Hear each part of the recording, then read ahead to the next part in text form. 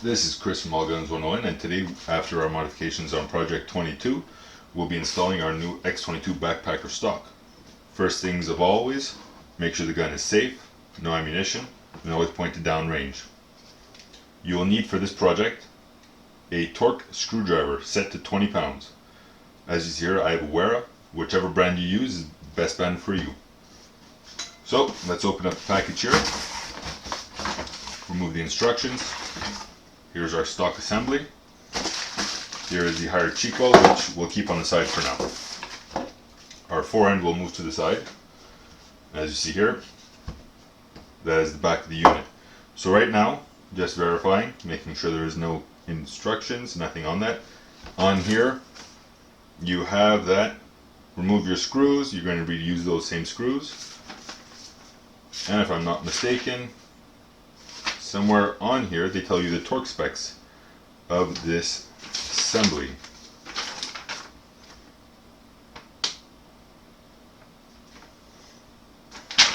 Which will be as step 3, which I guess would have been good to start with that one. Tighten screws to 20 pounds. So make sure your torque screwdriver is in inch pounds. What we'll do is we'll leave the forend for now. We'll do the action. We'll take our torque screwdriver, we'll remove the screw that's originally in place.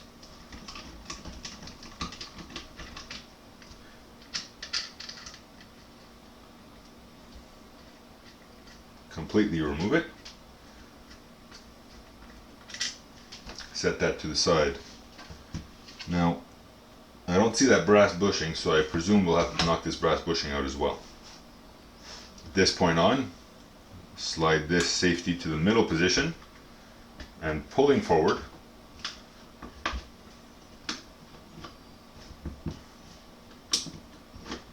we'll be able to pull this out. So our old stock we'll set into the box for now. Since I have instructions, might as well reuse them. So they're showing me here that there is no need. Oh, there it is. Barrel standoff. So let's see if I can push this out. Or is that molded? So that's molded into place. So let's see how this goes if I don't use it. So it does line up, everything does sit into its appropriate place. That screw does seem a little bit small.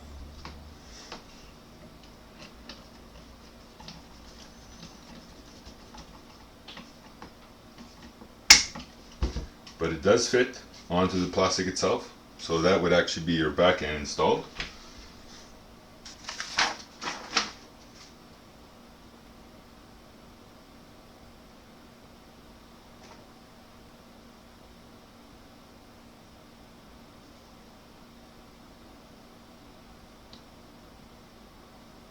Oh, okay, so as you see there, as I was just reading it, for a barrel standoff plug, it's only an issue if you have a bull barrel, which, as you see here, we don't have. So we're good. So now we'll move to our forend. Once again, remove the original screws.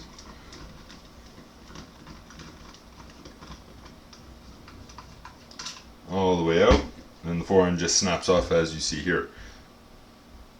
That I'll probably reuse, and I believe on the back end I have one as well. So I might just drill and tap into here and on the forend if it permits, instead of buying the tactical sling for it. So let's grab our new forend.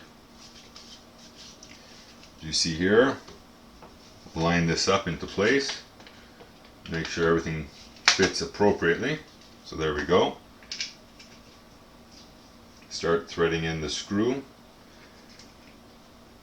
which is on the forend a bit of a tighter fit, just from what I'm feeling now. But we'll give her a go anyways.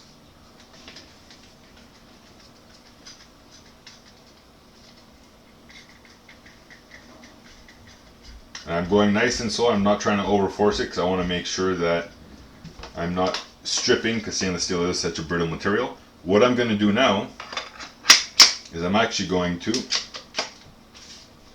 attempt and assemble the firearm if permitted, which I'm unable to. So the reason I wanted to assemble it is I wanted to make sure that it was tight enough to fit into place appropriately. So we'll do it this way. We'll torque that in now that we've torqued it down. So as you see here, I'm having an issue with the stock. It is not allowing me to marry them together.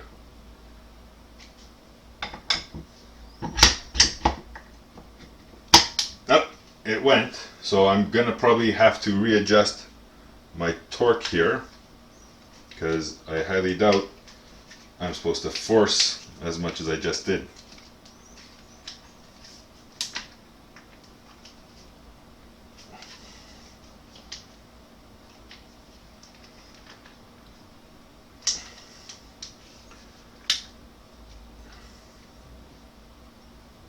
So that's the only thing I can see, is that the issue is that I might be too tight. Oops, there's the bull skull on this band here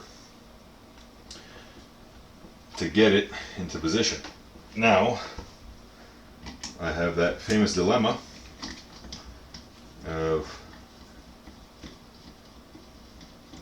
it being stuck. So what we'll do is we'll attempt to remove the fore end here.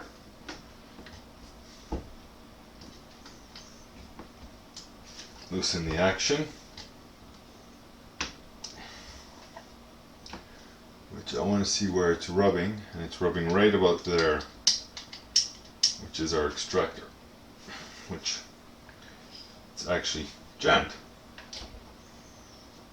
So when in doubt, start over.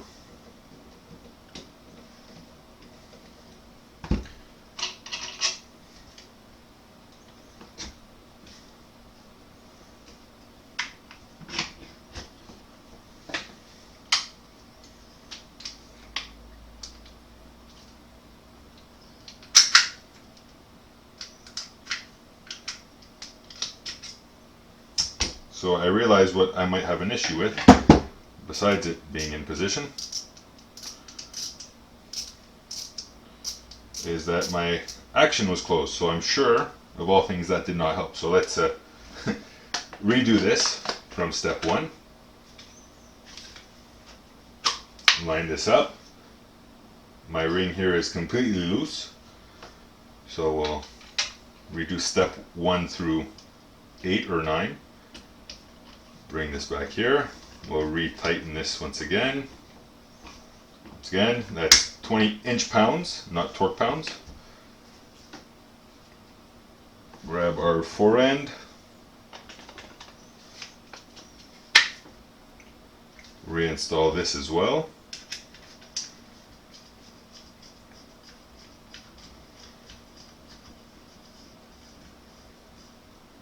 I'll leave a comment in the video if you want to fast forward to the second assembly where everything goes good. So here we go. Now this is in position. We'll reassemble the firearm.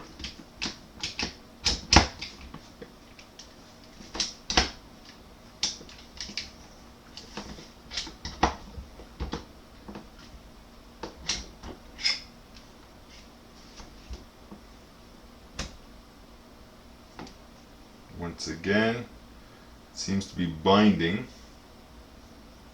We're open completely. As you see here, will not allow me to go any further. So what I'm going to attempt next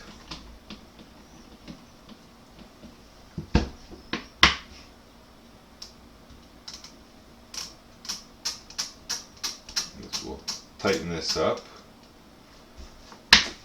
while the screws are loose. There we go. That feels better. So apparently this ring is what's our issue. If we over tighten it without it being fully assembled, it causes your problem. So you learned and I learned. double check the tightness on there. And that's already quite tight there. So, as you see here, firearm is fully assembled. You have your notches, so let's go to attempt to remove it, since it should be perfect now.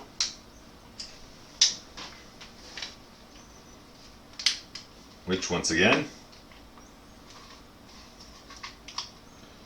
it is not. So what I would recommend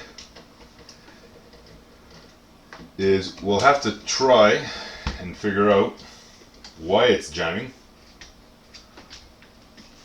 and what it's jamming on. So that will be a later video posted, because at 20 inch-pounds, which is what's recommended by the manufacturer, the firearm does not sit properly together. So stay tuned, enjoy, and subscribe.